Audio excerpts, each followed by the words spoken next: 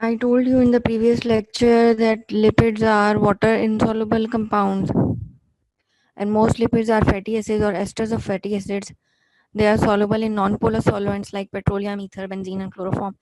And most membrane lipids are amphipathic, having a non-polar end and a polar end at the other side. Properties of fats and soils we discussed in the previous lecture too. These are the fats are solids or semi-solids, oils or liquids. Melting points and boiling points are not usually sharp. When they are mixed and shaken with water, they tend to emulsify. Pure fats and oils are colorless and odorless, and they become contaminated when they are contaminated with bacteria, for example butter, so it becomes rancid and gives odor and color. Functions and properties: 1 gram of fat provides 9 kilocalories of energy. Energy reserve के तौर पे use होते हैं. They are stored in as triglycerides in adipose tissues, and they provide insulation to the body. Mechanical insulation, provide vital organs cushion effect. Electrical insulation, they also protect the nerves, help conduct electrochemical impulses. For example myelin sheath में जो भी transmission होती है, that is due to the properties of fats. Supply essential fatty acids like linoleic acid and linolenic acid. Formation of cell membranes. Phospholipids, which is a type of fat necessary for synthesis of every cell membrane. For example, glycoproteins and glycolipids. They are precursors of hormones like steroids and prostaglandins. फिर classification है. Lipids को हम basically 3 classes में divide करते हैं: simple lipids, compound and derived lipids. Simple lipids are esters of fatty acids and they include fats and waxes. Compound lipids are esters of fatty acids and alcohol and contain other groups also.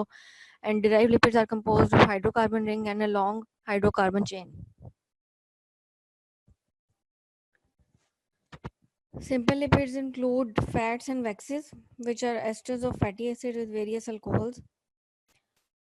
Fats are basically esters of fatty acid with glycerol. Oils are fats in the liquid state. Waxes. Waxes are esters of fatty acids with higher molecular weight monohydric alcohols. फिर आ जाती हैं complex lipids. Complex lipids ये हैं कि उसमें fatty acid और glycerol तो है ही, और साथ उसमें कोई और चीज़ भी ऐड हुई है, एडिशनल ग्रुप भी उसके अंदर एडिड है. For example phospholipids, lipids containing in addition to fatty acid and alcohol a phosphoric acid residue. They frequently have nitrogen containing bases, for example choline and other substituents.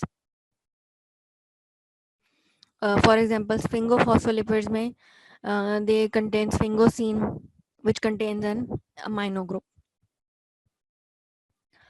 फिर glycolipids भी compound lipids की example है. इसमें कौन कौन सी lipids containing a fatty acid, sphingosine and carbohydrate. Other complex lipids जो हैं lipids such as sulphur lipids and amino lipids, lipoprotein में also be placed in this category. फिर है प्रिकर्सर्स और derived lipids. These include fatty acids, glycerol, steroids, alcohols, fatty aldehydes, ketone bodies, hydrocarbons, and lipid soluble vitamins and micronutrients and hormones. Because they are uncharged, the acyl glycerols, cholesterol, and cholesterol esters are termed as neutral lipids. Fatty acids की क्या definition है? Fatty acids are basically aliphatic carboxylic acids and they occur in body as esters in natural fats and oils, but are also found in unesterified form as free fatty acids, in which form they transport in the plasma.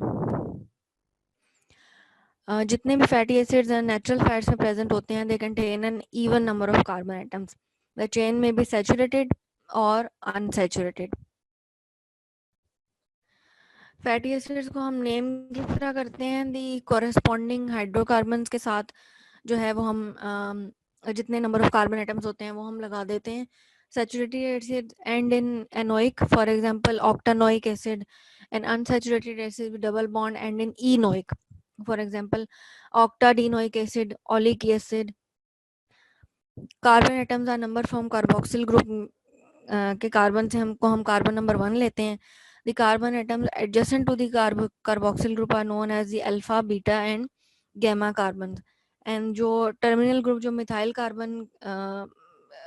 Carbon जिसको कहते हैं is known as the omega और n carbon.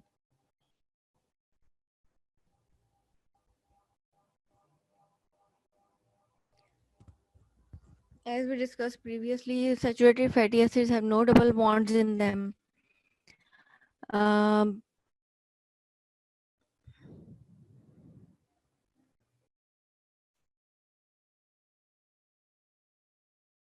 और saturated fatty acids में जो number of carboxyl group है ना वो आहिस्ता आहिस्ता बढ़ते जाते हैं.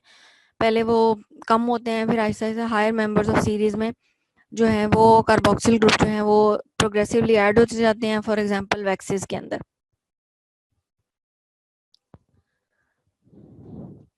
फिर ये कुछ फैटी एसिड्स हैं जो कि इम्पॉर्टेंट हैं, like acetic acid, major end product of carbohydrate fermentation. Butyric acid butter में प्रेजेंट होता है. और उसके बाद जो बाकी इंपॉर्टेंट है वो है palmitic acid, common in all animals and plant fats.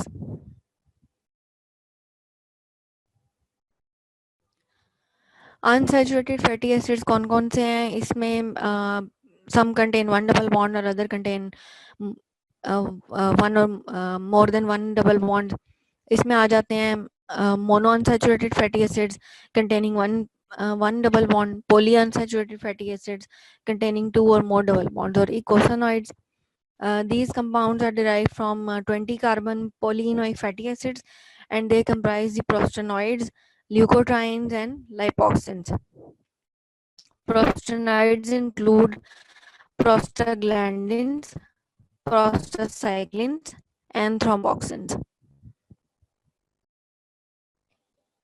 Various conventions हम यूज़ करते हैं डबल बॉन्ड को रिप्रेजेंट करने के लिए. और ये जो डेल्टा का साइन है, ये ट्राइंगल जो स्मॉल ट्राइंगल है, it is used for indicating the number and position of the double bond. For example, delta 9 indicates a double bond between carbon 9 and 10 of fatty acids. Omega 9 represents a double bond in the ninth carbon containing from counting from the omega carbon.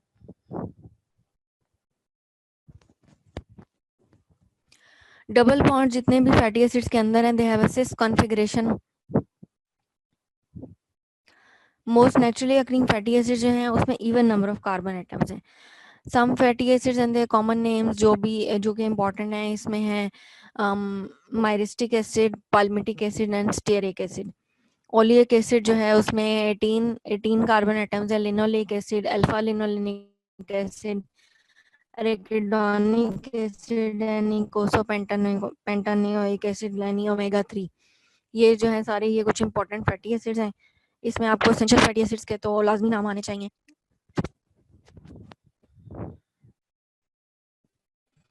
There is a free rotation around carbon to carbon bond in fatty acid hydrocarbon except जहाँ पे double bond है. ठीक है, क्योंकि double bond जो है वो एक बेंड या किंक बना देता है इन द चेन, इसकी वजह से वहां पे रोटेशन नहीं होती. ओमेगा 3 फैटी एसिड्स की इंपॉर्टेंस क्या है कि omega 3 fatty acid these are heart friendly fatty acids and these are anti inflammatory and they have many health benefits. इसमें कौन कौन से आ जाते हैं? जैसे such as linolenic acid found in plant oils, eicosapentaenoic acid found in fish oil, and docosahexaenoic acid DHA found in fish and algal oils have anti inflammatory effects. Chronic diseases में use होते हैं, chronic inflammatory diseases में और cardiovascular diseases में इसका जो use है that is helpful. but और कुछ अदर क्रॉनिक और डीजेनरेटिव डिजीजेस हैं like cancer, rheumatoid arthritis and Alzheimer's disease. उसमें भी omega 3 and omega 6 fatty acids का काफी रोल है.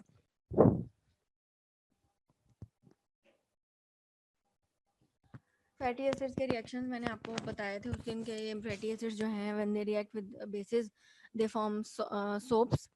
इसी वजह से सोप्स जो हैं वो बनते हैं. फिर एस्टर फॉर्मेशन है इसकी. लिपिड पर ऑक्सीडेशन है।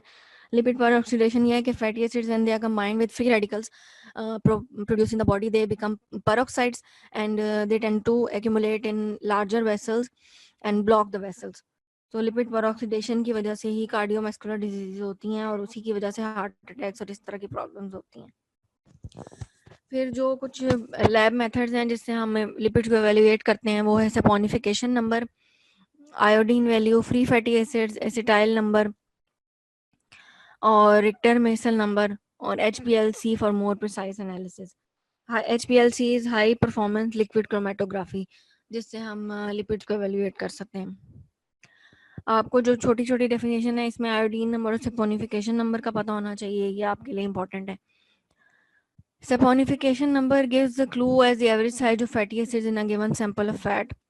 It is defined as the number of milligrams of potassium hydroxide needed to neutralize the fatty acids in 1 gram of fat.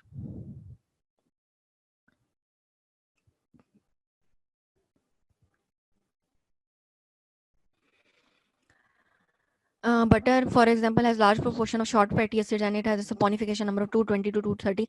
And oleomargarine जो है, it has a saponification number of 195. It has long chain fatty acids. फिर iodine number क्या show करता है कि it shows the degree of unsaturation in a given amount of fat और oil.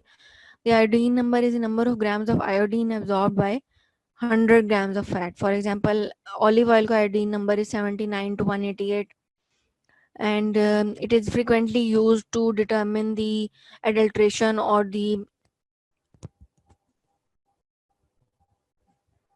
unhealthiness of oils and fats.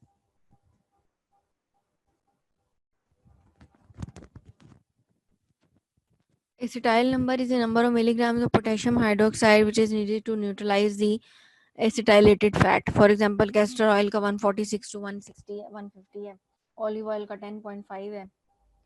फिर lipid peroxidation एक important topic है. Lipid peroxidation आपको पता होना चाहिए कार्डियोवैस्कुलर डिजीज के रेफरेंस से.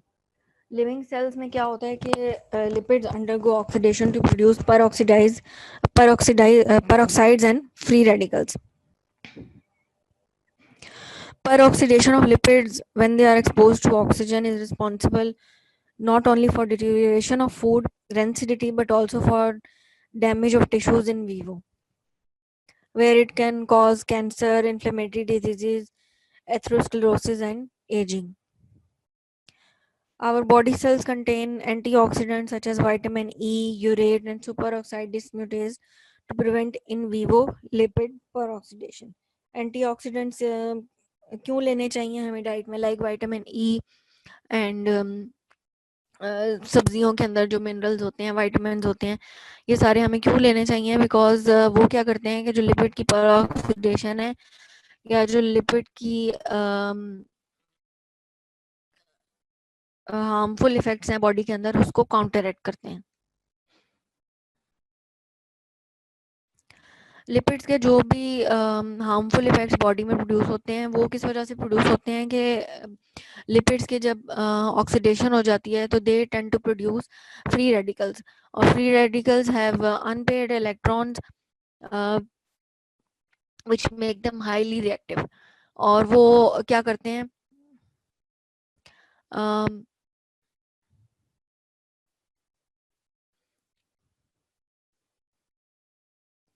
ये जो हमारे पास फ्री रेडिकल्स प्रोड्यूस होती हैं ये different types of lipid metabolism में बनते हैं.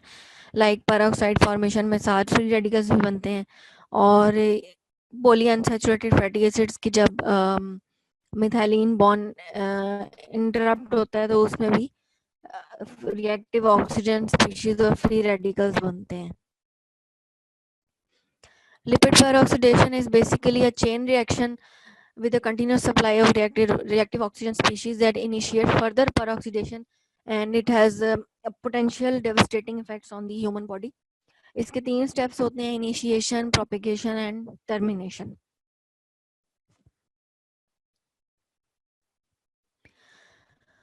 फिर ड्यूरिंग लिपिड पेरोक्सिडेशन जो चीज़ें प्रोड्यूस होती हैं उसमें हाइड्रोपेरोक्साइड्स भी बनते हैं which break up and form dialdehydes, which cause cross-linking between various molecules, and these cross-linked molecules called inflammatory diseases, aging, atherosclerosis, enzyme modification, and membrane breakdown.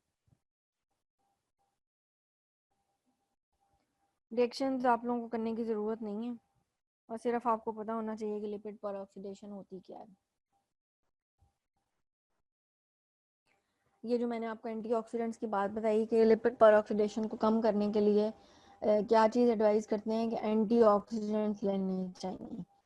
Antioxidant कौन कौन से सबसे इम्पोर्टेंट, तो विटामिन ई है, tocopherol, urate and vitamin C, फिर beta carotenes हैं। Antioxidants दो types के होते हैं, preventive antioxidant which reduce the rate of chain initiation, and chain breaking antioxidants which interfere with chain propagation. Preventing antioxidant जो हमारी body में हैं, these are catalase, glutathione peroxidase, और ग्लूटाथायोन परऑक्सीडेज के लिए कौन सा मिनरल इंपॉर्टेंट है, selenium.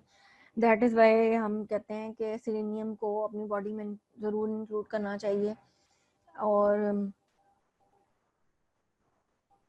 and chelators of metals ions such as EDTA and DTPA, these all are preventive antioxidants. तो चेन ब्रेकिंग एंटीऑक्सीडेंट्स में कौन कौन से हैं, these are superoxide dismutase which acts in aqueous phase to trap superoxide free radicals, urate and vitamin E, ये सारे जो हैं ये चेन ब्रेकिंग एंटीऑक्सीडेंट्स हैं। Peroxidation is also catalyzed in vivo by heme compounds and by lipoxygenases found in platelets and leukocytes.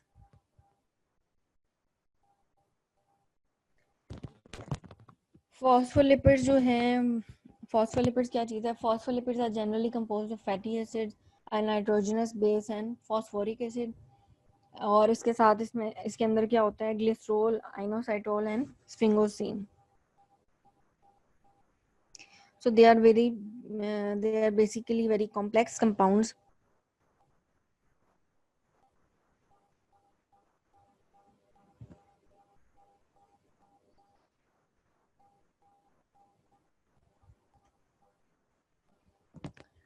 फिर हैं ग्लिसरोफॉस्फोलिपिड जिसको हम फॉस्फोग्लिसराइड्स भी कहते हैं. These are common constituents of cellular membranes. They have a glycerol backbone and hydroxyls as C1 and C2 are esterified to fatty acids. Ester कब बनता है? When hydroxyl reacts with carboxylic acid with loss of water. जब OH group जो है वो carboxylic acid group के साथ react करता है तो हमारे पास जो है वो एस्टर बन जाता है. ग्लिसरोफॉस्फोलिपिड जो है इसमें एक पोलर रीजन होती है और एक नॉन पोलर रीजन होती है. पोलर रीजन जो है दैट इज ये जो सर्कल है ग्रीन से लगा हुआ है that is a polar region. और नॉन पोलर जो है that contain the hydrocarbon tales of fatty acid. Yeah, that is attracted to water and that is attracted to non-polar substances.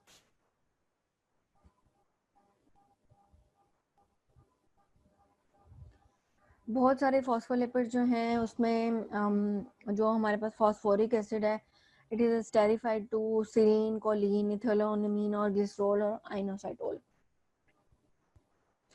All fatty acids are differ in their number, presence and absence of double bonds.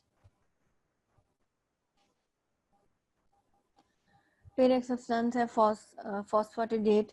इसमें क्या होता है कि fatty acid are esterified to hydroxyl groups on C1 and C2. Phosphatidylcholine is a very important compound in human nervous system and it is another glycerophospholipid. It is a common membrane lipid, especially in brain. फिर ether glycerophospholipids हैं.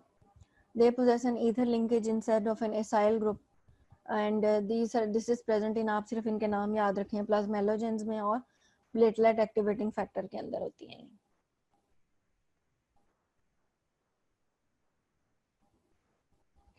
Phosphatidyl आइनोसाइटोल. आइनोसाइटोल का आपने पढ़ा होगा कि आइनोसाइटोल का क्या function है.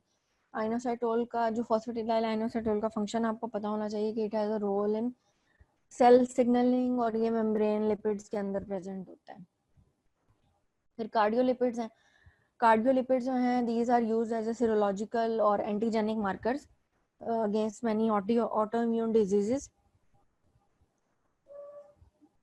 ठीक है, and these are used as a serological marker for syphilis test. फिर स्फिंगोलिपिड्स आ जाती हैं। Sphingolipids are derivatives of lipids with sphingosine and they have a long hydrocarbon tail and a polar domain that contains an amino group. Sphingosine sphingolipid जो हैं वो again बहुत important constituent हैं biological membranes के।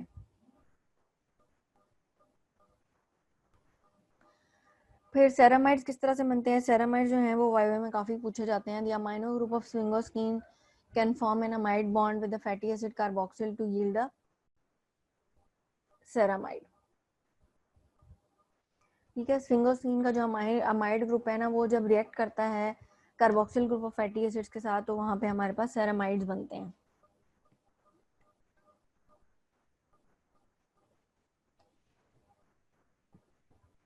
फिर स्फिंगोमाइलिन जो है वो माइलिन शीथ के अंदर होती है जो कि हमारे न्यूरॉन्स में प्रेजेंट होती है। Sphingomyelin has a phosphocholine and phosphoethanolamine head group, and these are important constituents of plasma membranes of neurons. फिर ग्लाइकोलिपिड्स आ जाती हैं। ग्लाइकोलिपिड्स के सिर्फ आपको नाम पता होना चाहिए, लाइक सेरिब्रोसाइड्स हैं, इसमें सल्फेटाइड्स हैं, ग्लोबोसाइड्स हैं और गैंग्लियोसाइड्स हैं। सेल रिकग्निशन इस फंक्शन है, ठीक है, और ये मेम्ब्रेन्स को जो है वो स्टेबिलिटी प्रोवाइड करते हैं। A cerebroside is a sphingolipid with a monosaccharide such as glucose और गैलेक्टोज इसमें होती है। फिर गैंग्लियोसाइड है, that has a complex oligosaccharide in its structure,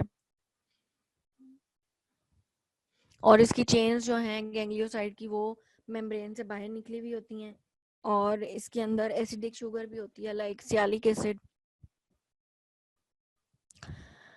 फिर गैंग्लियोसाइड्स हैं। Gangliosides consist of ceramide backbone with 3 और more sugars esterified. And common gangliosides की बहुत सारी टाइप्स हैं, बस इसमें आप टाइप्स आपको याद रखने की जरूरत नहीं है, बस आप गैंग्लियोसाइड्स का ये याद रखें कि इज ग्लाइकोस इज सेरिब्रोसाइड। फिर सल्फोलिपिड्स पे आ जाएं। दीज आर कॉल्ड सल्फेटाइड्स और cerebroside sulphates and these are present in brain, present in low levels in liver, kidney, spleen, skeletal muscle and heart. Blood groups जो हैं वो हमारी बॉडी में किस तरह से डिटरमिन हम करते हैं? These are determined by various glycolipids on red blood cells. Blood groups होते हैं ना A B O and A B, तो ये किस तरह से डिफरेंशिएट होते हैं? जो भी ग्लाइकोलिपिड्स जो हैं वो हर बंदे की डिफर करती हैं, उस हिसाब से ब्लड ग्रुप डिफर करता है। There are some genetic diseases which are known as lipid storage diseases, and these are due to deficiency of or absence of catabolic enzymes. For example, Tay-Sachs disease, Gaucher's disease, Niemann-Pick disease, and Fabry disease. Tay-Sachs disease जो है that is fatal due to deficiency of hexosaminidase A activity, और इसमें क्या होता है कि इस enzyme की डेफिशिएंसी से गैंग्लियोसाइड जो हैं वो इन्फेंट्स के ब्रेन में एक्यूमुलेट हो जाते हैं, which can lead to mental retardation, blindness and inability to swallow, and these children usually die at before the age of 5. फिर फेब्री डिजीज है, इसमें अल्फा गैलेक्टोसाइडेज जो है enzyme that is absent and there is accumulation of globosides, और skin rash इसमें reddish purple colour का होता है, और किडनी और हार्ट फेलियर के साथ प्रेजेंट करते हैं patients, and they have a burning pain in lower extremities. फिर क्रेबे डिजीज है, दैट इज लाइसोसोमल एंजाइम गैलेक्टोसेरेब्रोसाइडेज इसमें एब्सेंट होता है, जिसकी वजह से जो है वो ये सब्सटेंस एक्यूमुलेट हो जाती है इन द लाइसोसोम्स, और ये मेंटल डिटोरिएशन होती है, डेफनेस होती है, और ग्लोबोसाइड बॉडीज इनके वाइट मैटर में प्रेजेंट होती हैं in brain. Gaucher's disease, it is due to deficiency of lysosomal glucocerebrosidase, and most common lysosomal storage disease है ये. इसमें हिपैटोस्प्लिनोमेगली होती है, ऑस्टियोपोरोसिस होते हैं, सीएनएस इन्वॉल्वमेंट इज रेयर. और ट्रीटमेंट इसकी क्या हम देते हैं कि इसको हम एंजाइम को रिप्लेस कर दें तो काफ़ी हद तक ट्रीटमेंट हो जाती है. फिर मेटाक्रोमेटिक ल्यूकोडिस्ट्रॉफी है. इसमें क्या होता है, कॉग्निटिव इम्पेयरमेंट होती है, accumulation of sulfur containing cerebroside like sulfatides, और डिमेंशिया होता है, प्रोग्रेसिव पैरालिसिस होते हैं. और इसमें जो है वो नर्व्स की जो स्ट्रेनिंग अगर हम करें तो वो क्रिसाइल वॉलेट स्ट्रेनिंग होगी उनकी.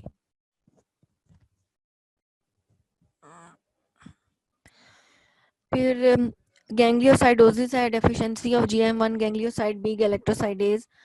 इसमें न्यूरोलॉजिकल डिटीरियरेशन होती है, हिपैटोस्प्लिनोमेगली है, स्केलेटल डिफॉर्मिटीज हैं, और चेरी रेड मैक्यूला है. फिर नाइमन पिक डिजीज है. इसमें कौन सा एंजाइम डेफिशिएंट है, स्फिंगोमाइलिनेज, एक्यूमुलेशन ऑफ स्फिंगोमाइलिन, हिपैटोस्प्लिनोमेगली, न्यूरोडेजेनरेटिव इसका कोर्स है, एंड चेरी रेड मैक्यूला होता है. फिर है cholesterol and cholesterol asters. Cholesterol का मैंने उस दिन भी डिस्कस किया था कि 4 मेंबर रिंग होता है इसके अंदर, 3 are hexagonal and one is pentagon. Functions of cholesterol आपको प्रीवियस लेक्चर में भी बताए थे कि it serves as a component of membranes of sales,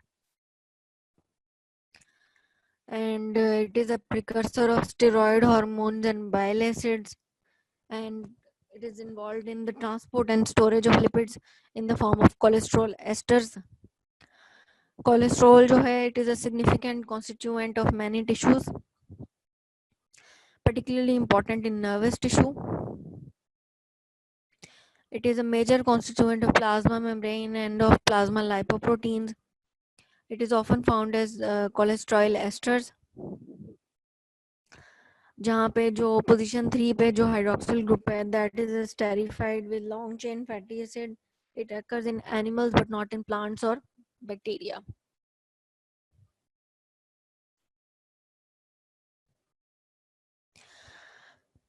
अब there are some phase changes of membrane lipids, यानी मेम्ब्रेन की फ्लूइडिटी जो है वो किस तरह से डिटरमिन होती है.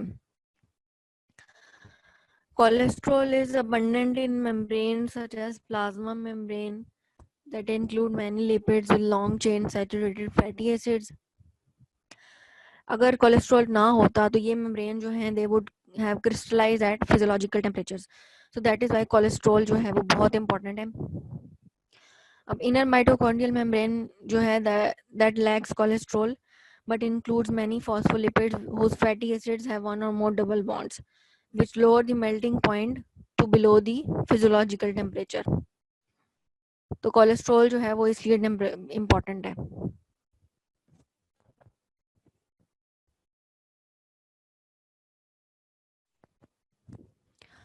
जो भी मेम्ब्रेन्स के जो स्ट्रक्चर्स हैं when they make bond with cholesterol, उससे क्या होता है कि जो हाइड्रोकार्बन टेल्स होती हैं फॉस्फोलिपिड्स की, उसकी मोबिलिटी कम हो जाती है. तो दैट इज व्हाई कोलेस्ट्रॉल जो है वो स्टेबिलिटी प्रोवाइड करता है मेम्ब्रेन्स को. और पिछली जो मैंने बात बताई कि ये क्रिस्टल्स नहीं बनने देता मेम्ब्रेन्स के अंदर, और जितनी भी फॉस्फोलिपिड मेम्ब्रेन्स हैं which have with a high concentration of cholesterol have a fluidity intermediate between liquid crystal and crystal states. फिर इकोसानॉइड्स का टॉपिक इम्पोर्टेंट है. इकोसानॉइड्स जो हैं these are prostaglandins and the related compound thromboxanes and leukotrienes are collectively known as eicosanoids. ये topic आपने Lipin cord से करना है. लिपिड केमिस्ट्री पूरी जो है ये लिपिन कॉर्ड से करनी है और कहीं नहीं जाना आपने, ठीक है। इकोसानॉइड्स जो हैं वो कहाँ से आते हैं? जो 20 carbon family of fatty acids हैं, poly unsaturated fatty acids, they form eicosanoids. Eicosanoids में जो हमारे पास दो तरह की सब्सटेंसेस आती हैं, प्रोस्टेनॉइड्स एंड ल्यूकोट्राइन्स और लाइपोक्सिन्स। प्रोस्टेनॉइड्स में कौन कौन से सब्सटेंसेस प्रेजेंट हैं? Prostaglandins, prostacyclins and thromboxanes. ये क्लासिफिकेशन बहुत इंपॉर्टेंट है, ये काफ़ी पेपर में पूछी जाती है, prostaglandins.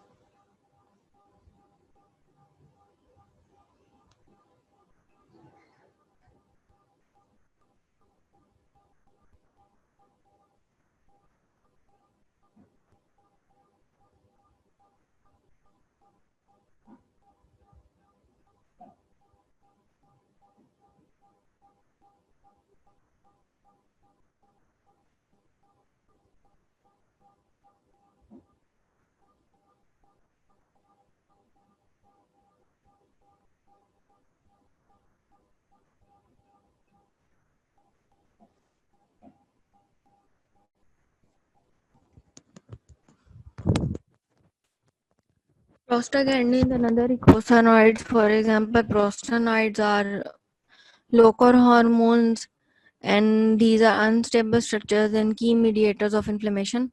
Derivatives of prostanoic acid. फिर prostacyclins हैं, thromboxins हैं, leukotrienes हैं. इसमें जो है prostaglandin H2 in platelets is converted to thromboxin A2, which is a vasoconstrictor, which also promotes platelet aggregation. तो ये किस लिए इम्पोर्टेंट है? ब्लड को रोकने के लिए, क्लॉटिंग करवाने के लिए, ठीक है, ब्लीडिंग को रोकने के लिए. प्रोस्टाग्लैंडिन H2 जो वेस्कुलर एंडोथेलियम सेल्स के अंदर प्रेजेंट होता है, is converted into prostaglandin I2, which is a vasodilator which inhibits platelet aggregation. Aspirin का जो इरिवर्सिबल इनहिबिशन ऑफ प्लेटलेट है, cox, leads to its anticoagulant effect. फिर फंक्शंस ऑफ इकोसानॉइड्स हैं. Functions of eicosanoids, for example prostaglandin E1 जो है, it blocks gastric production and so they are gastric protective agent. जो हमारी जो stomach की lining है ना, उसके म्यूकोजा के अंदर ही प्रेजेंट होता है, और इसी लाइनिंग की वजह से स्टमक की जो वॉल्स हैं, these are prevented from ulcers and damage. Misoprostol का नाम शायद आपने सुना हो. It is used to prevent ulceration by long term NSAID treatment. NSAID क्या चीज़ है? Non steroidal anti inflammatory drugs like aspirin है, या ये जो वोल्ट्रॉल, डाइक्लोफेनेक है, ये सारी चीज़ें क्या करती हैं कि ये अगर आप बहुत लॉन्ग टर्म लेना शुरू कर दें तो ये स्टमक की वॉल्स को भी डैमेज करती हैं और किडनीज को भी डैमेज करती हैं. तो इसको हम किस तरह से प्रिवेंट करते हैं? मीजोप्रोस्टोल दे के या फिर एंटेरिक कोटेड मेडिसिन की हेल्प से स्टमक के जो डैमेज है उसको कम किया जा सकता है. Prostaglandin E1 has also vasodilator effect, and L-prostadil जो है, that is used to treat infants with congenital heart defects, also used in impotence.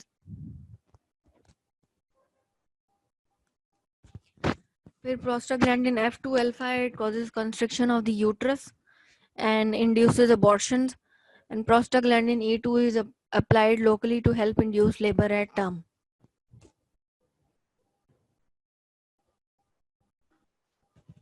फिर ल्यूकोट्राइन्स आ जाते हैं. Leukotrienes are derived from arachidonic acid via enzyme 5-lipoxygenase, which converts arachidonic acid to 5-hydroxy peroxycosatetanoic acid, and subsequently जब उसमें से water निकल जाएगा तो हमारे पास ल्यूकोट्राइन्स बन जाएंगी.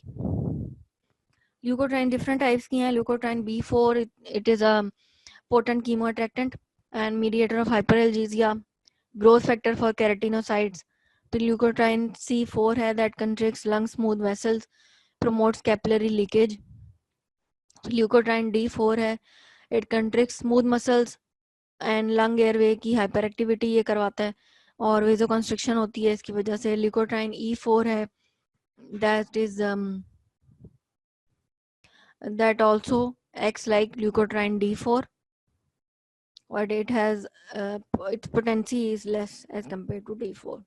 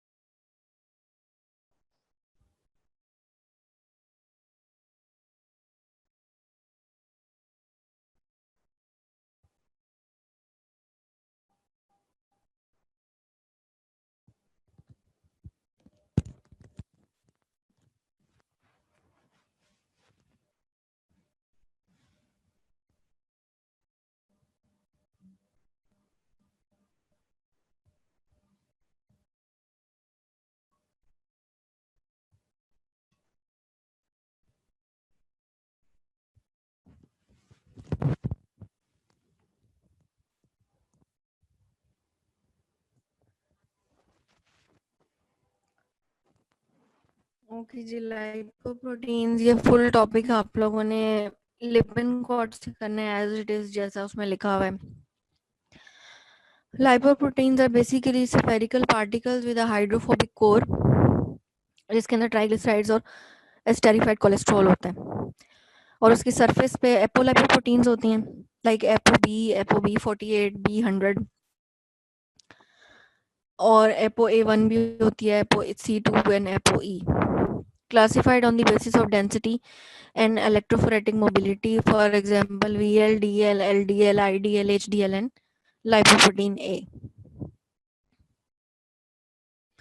Lipoprotein particles are found in plasma that transport lipids including cholesterol. Lipoprotein classes में chylomicrons हैं, they take lipids from small intestine through lymph vessels. फिर very low density lipoproteins हैं, intermediate density, low density and high density lipoproteins.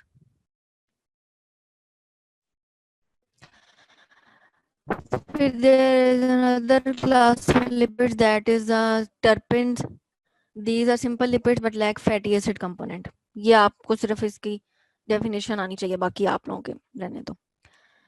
Amphipathic lipids जो हैं वो क्या करते हैं कि amphipathic lipids in association with water form complexes in which polar regions are in contact with water and hydrophobic regions are away from water. इसकी best example है, मैंने आपको बताई है कि जो लिपिड बायलेयर जो बनती है उसमें जो पोलर ये जो गोल गोल से हेड्स हैं, these are in contact with water and बाकी जो हाइड्रोकार्बन चेन्स हैं वो वाटर को रिपेल करती हैं.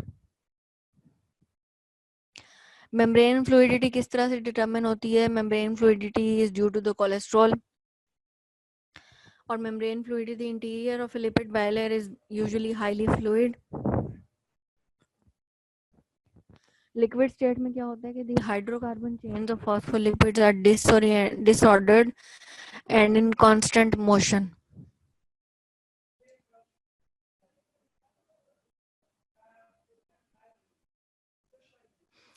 लोअर टेम्परेचर पे क्या होता है कि a membrane containing a single phospholipid type undergoes transition to a crystalline state in which fatty acid chains are fully extended. ये जो पिक्चर दिखाई हुई है, this is at low temperature.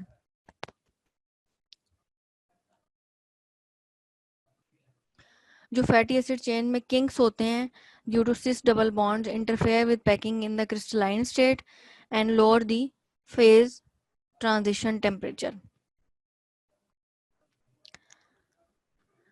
फिर लिपिड रैफ्ट की जो है वो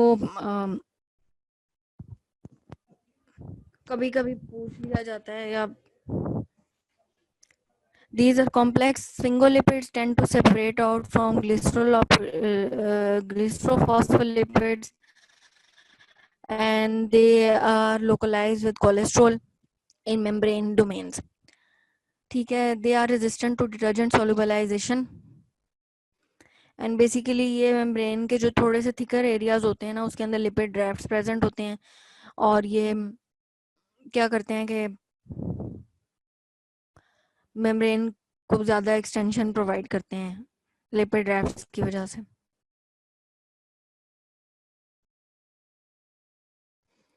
ओके जी, थैंक यू सो मच.